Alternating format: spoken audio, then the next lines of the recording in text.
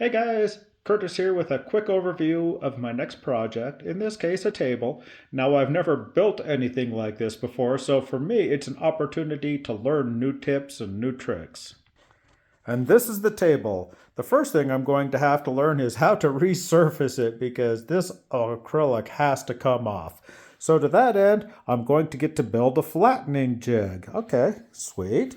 I'm going to use this pole here for the center support column, and it's going to have 8 legs on it, and each leg will be made of by laminating purple heart with cherry and purple heart with maple. Then I'll build the 8 wings, and I'm going to affix them to the pole using tongue and groove joinery, which means I'm going to get to use my mortise maker to make a whole bunch of grooves. Finally, this area here has has a look of a diorama to me.